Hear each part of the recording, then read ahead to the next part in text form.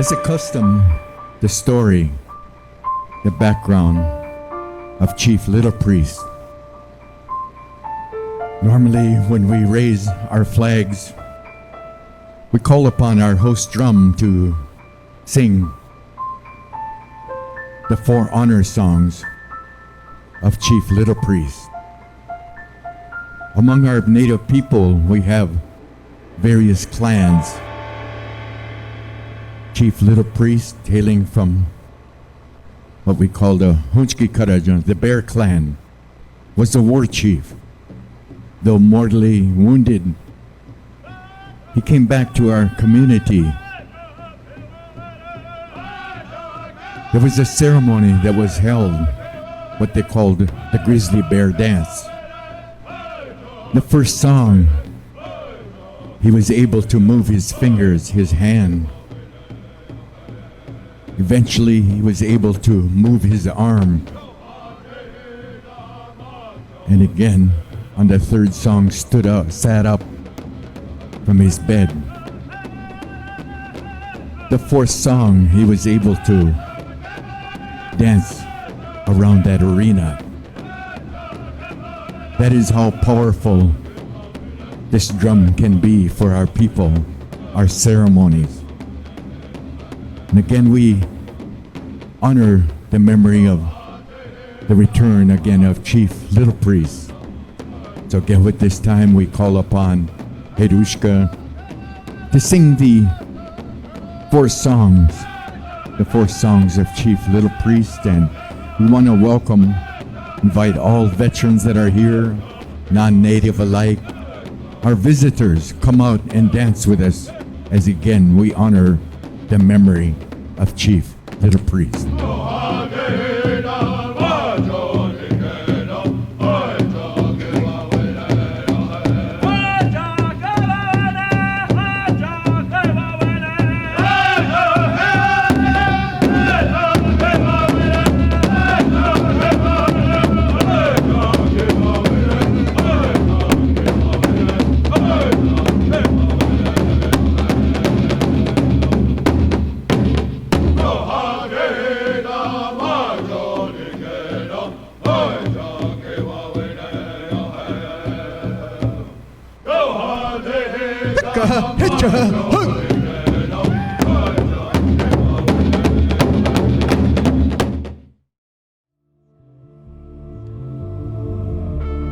We didn't know, I didn't know how many people would, show up, especially from outside the community, dancers and singers. And but when you look around and think that all of these people are vaccinated, I think it gives us a ray of hope, for the future.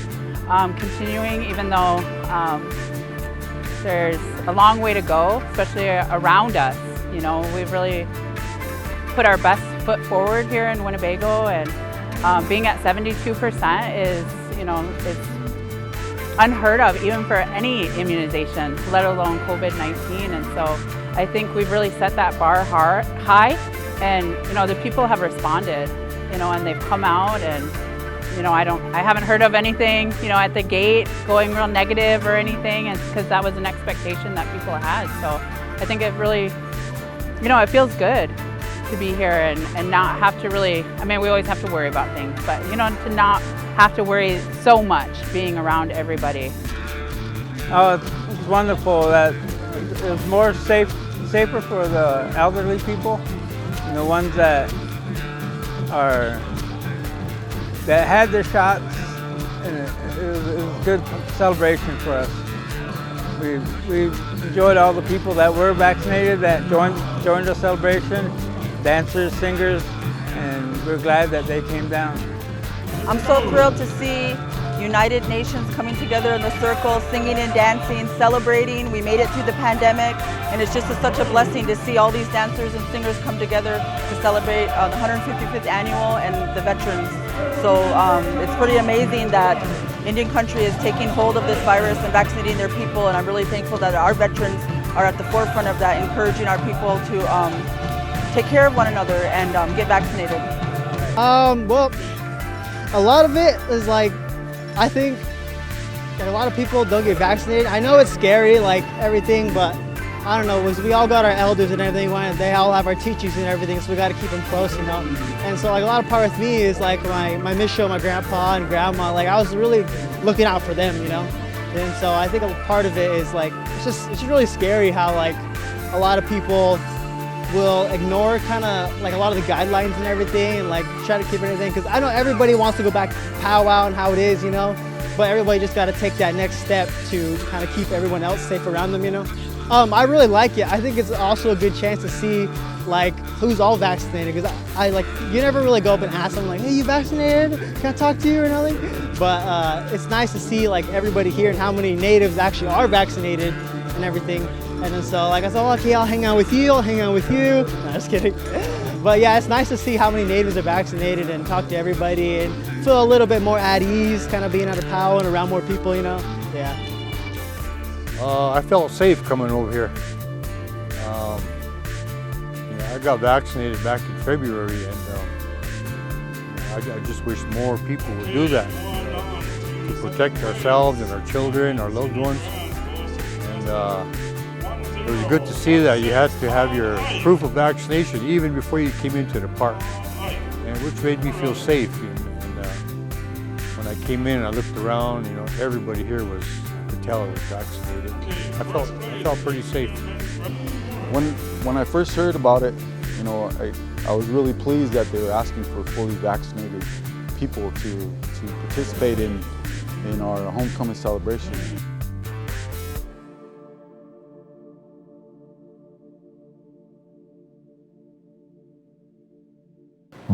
Good job, good job! My name is Larry Pear. I'm a honorably discharged Vietnam veteran. I joined the United States Navy in 1966 and I got out in 1970.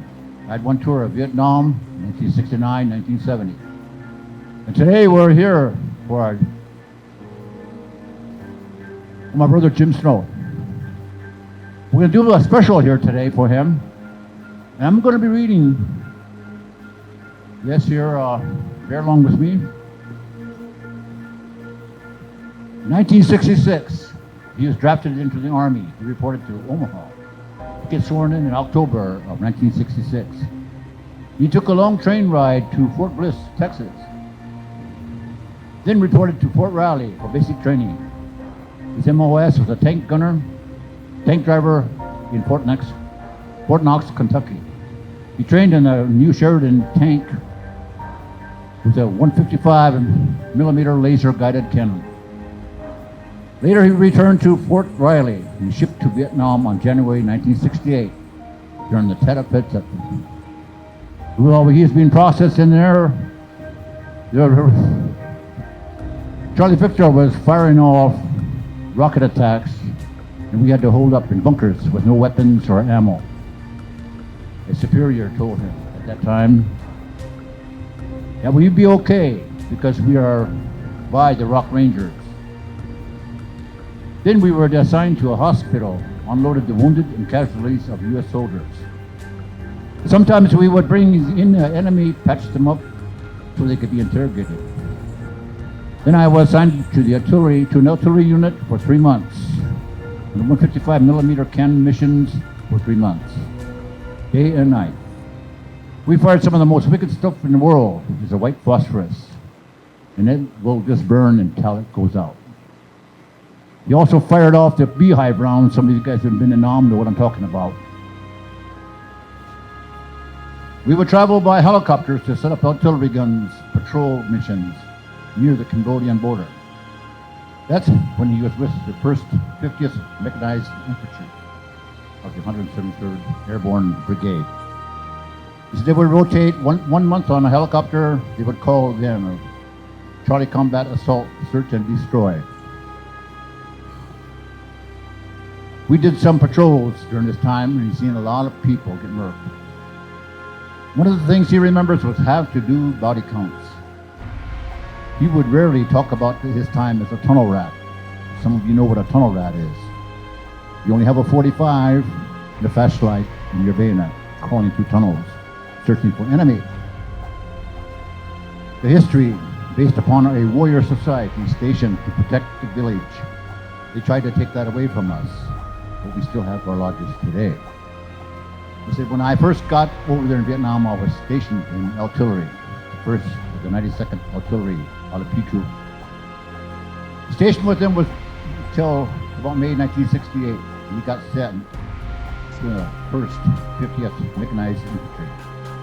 That was assigned to the 1st Cavalry, and then assigned to the 133rd Airborne Brigade. That's what they call him to this day. So he went on to Fort Riley for his boot camp. The yellow patch is the 1st Cavalry, and the yellow patch is the 133rd Airborne 1968 Cat Offensive. I remember my brother Jim one time, we was talking about our Vietnam veterans. We were never welcomed home.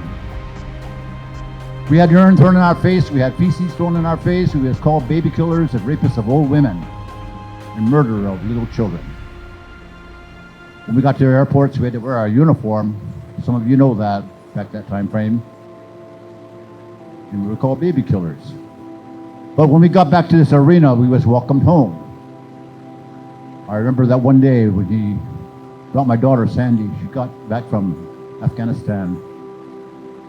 And he brought her into this arena for healing. So at this time, I'm going to take us over to my chunchka. Good day. Scott, he will give you details of what we're going to be doing here.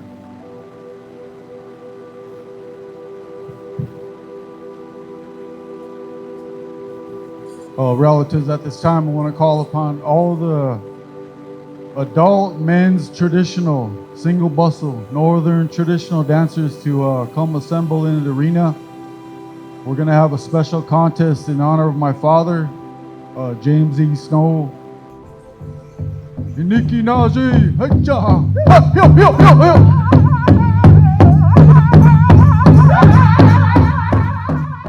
He was such a fierce warrior. And even when he was brought down, you know, they had singled him out when they seen the scouts that they were riding with, and they gave chase to them. And then they were talking to us on horseback, and they said, okay, let's split up. And so Little Priest and the other guy went this way, and the other guy went that way, but they knew Little Priest was there, so they all went after him. And then when they start shooting at him, and they wounded him, you know, wounded him in the shoulder, and then a leg, and then again back of the shoulder, and then finally in the lungs. But he took out a couple before he left, you know, and so, and some of those ones that left, they ran back for reinforcements to say that they were being under attack. But Little Priest had a repeating rifle, and then he had a horse, and they shot that horse out from under him. He made off like he was dead, and when the guy got close, he killed him and then took off with his horse. And so then he came to some rocks, and then put that horse down, and then he hid behind the rocks, and he had that repeating rifle. He was holding him off. And then he killed one of the chiefs. And then, so they were backing off, and then, but what the story says that they seen that he changed into a grizzly bear. And the Sioux said they could see that grizzly bear behind him, you know, that was his spirit. And so they were kind of backing off, and by that time those reinforcements came. And so they left, and then they loaded Little Priest up, and they patched him up. And now some of the stories that we hear is that when he had his vision, some of the things that he seen as his vision was that some salve that he could make out of the bear, and that if he had got wounded, that he could put that on his wounds and he would heal. And so they did that to his wounds on his body, and then the ones in the back, in the lungs and stuff on his back, he couldn't reach that. He had to put it on himself. But they kind of helped him along and got some of it on there, so he was enough he got up, then he went back down, so they put him on and they brought him back here. And then they performed those dances for him, you know, the grizzly bear dance where he was able to get up. But when they brought him back, that was for when he brought him into the arena from the west side, you know, and then they had that celebration for him.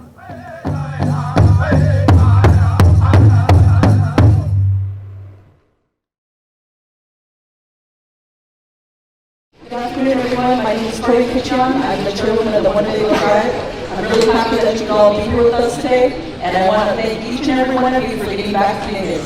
You know, you've done something for yourself and for your people, and thank you for being here with us. We've got a very special guest here with us this afternoon.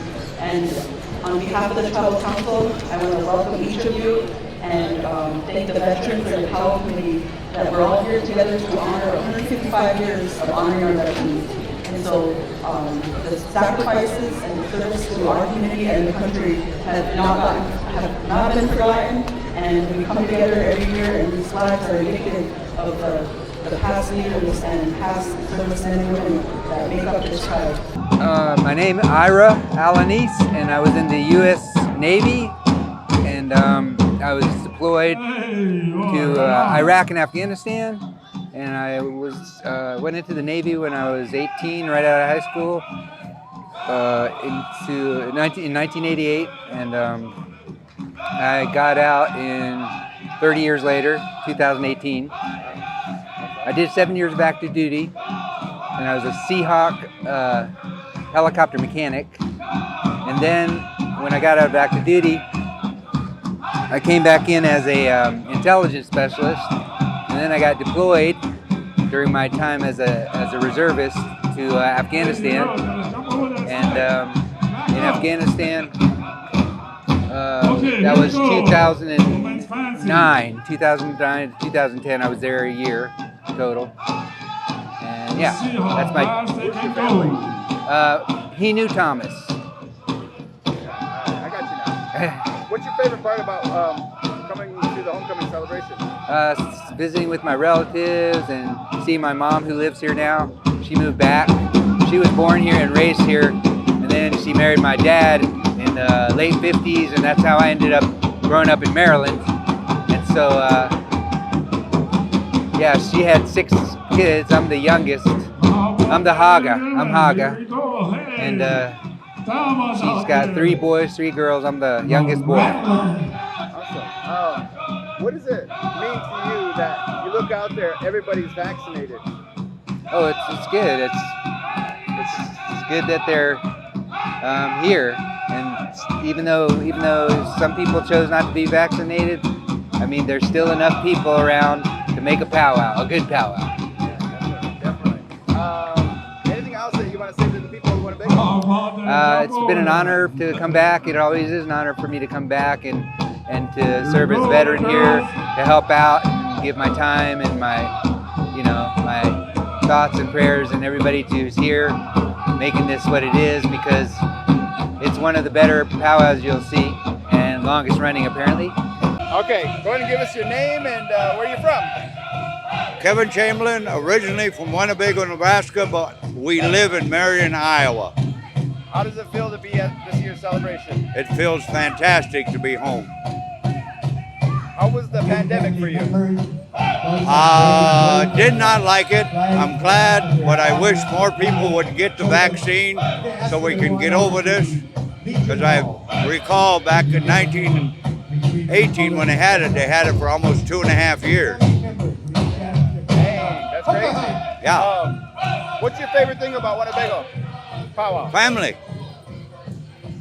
Have you had an opportunity to see your family this weekend? Oh yeah, what's left of them. We lost one to COVID with other issues, and then I just lost another one in March of this year. Anything else you want to say to the good folks out there in Winnebago? I love you. You know what was a good feeling for me was being around my grandchildren.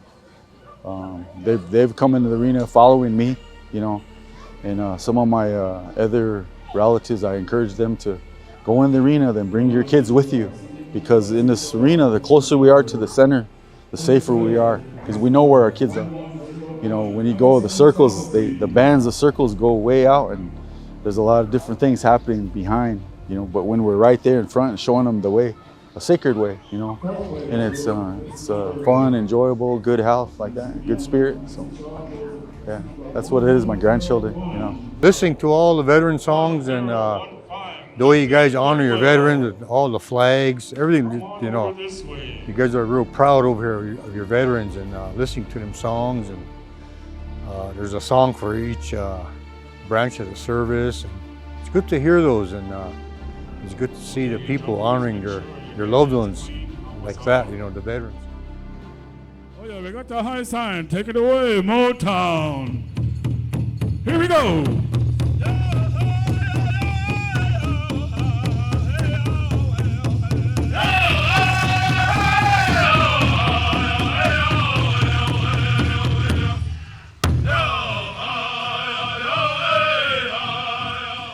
In looking at the world of fancy dance, there's certain factors that we look for.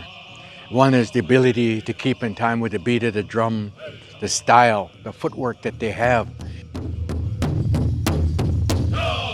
And so we always look at a factor that I always consider is the degree of difficulty, because there's some hard steps and there's some easy steps.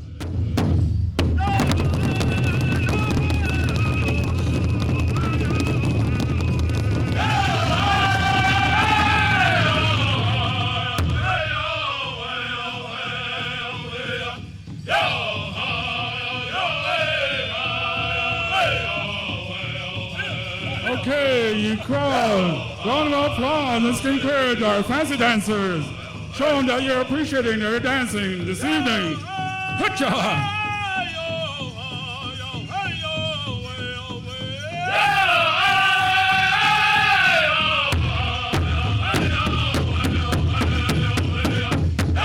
That you look at the change in tempo. So again, you look at the ability to keep in time, your dancers moving, and again, the spinning. As you're turning, you put these movements, the elements of balance. As you're turning, you know, you turn maybe perhaps 4 times one way, 4 times the other way. But during those turns, you're incorporating footwork into each of that.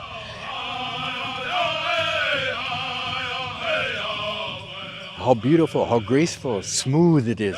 Then again, integrating one step to the next and making it look rather, what we say, graceful.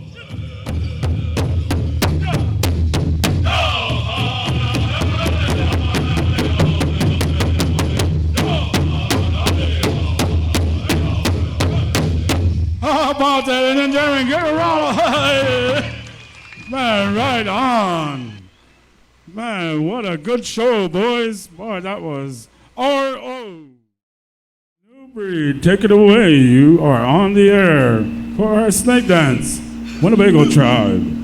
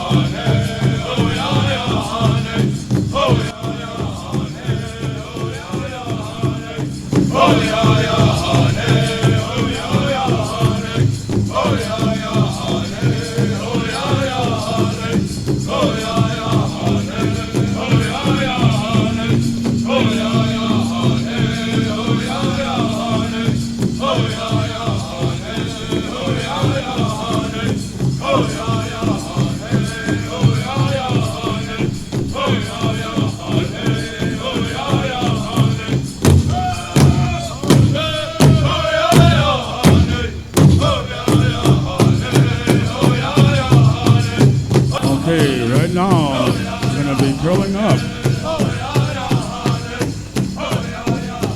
Hibernation time for the snake. So like we were saying, we try to do everything that the snake, how he takes care of himself. Going on into the hibernation state. There's going to be a song that goes along with that.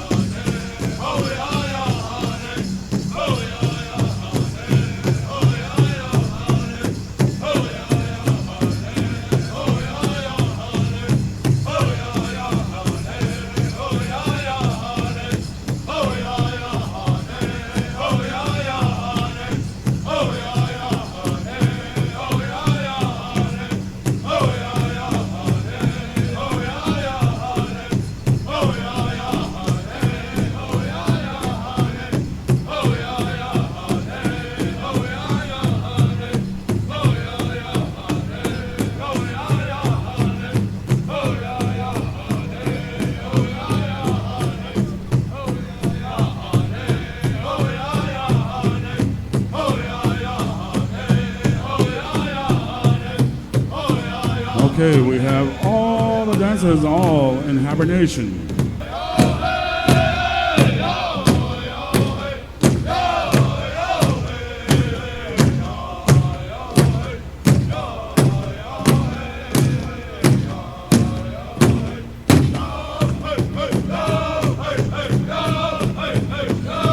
Okay, he's coming out of hibernation now. Coming into a new life. And we're going on into that part of the dance. We're going to all line up in a certain form here in a little bit. We'll just keep our eye on what's going on here. One of the things we do, they all line up to go into that new life.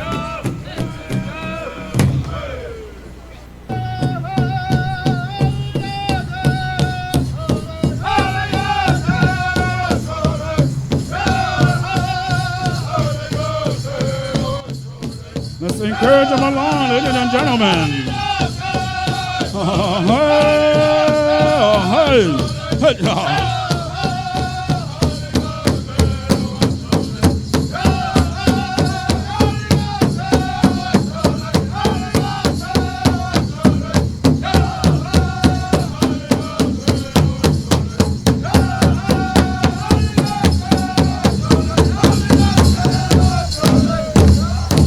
Okay, go ahead, jump over into a new life. Okay, next one. Here we go.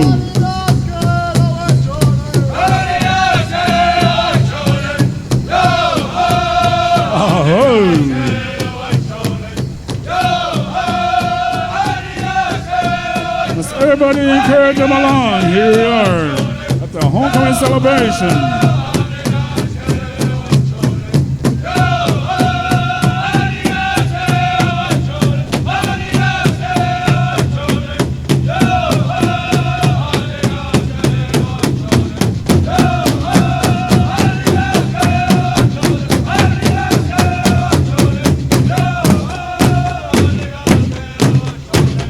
Oh, here we go with our men's fancy dancers.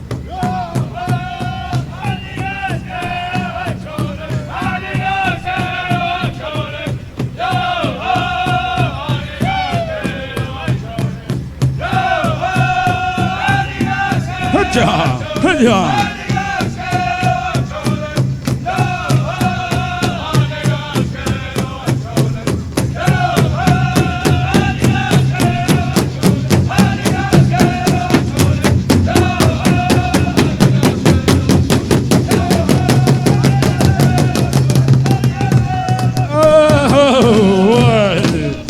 Oh, here we go. Dancers versus drummers. Oh, let's look at this. Oh, look at this. Look at this. Look at this. Oh, I can't wait till it gets real fast. Oh, EMS, get ready. Oh, here we go. Here we go. Here we go! You guys gotta keep up!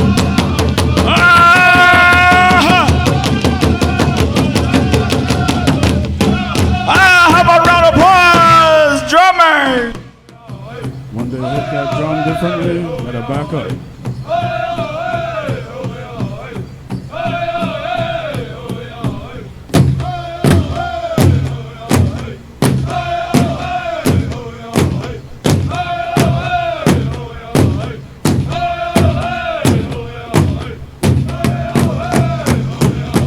Okay, go towards the drum. Back up.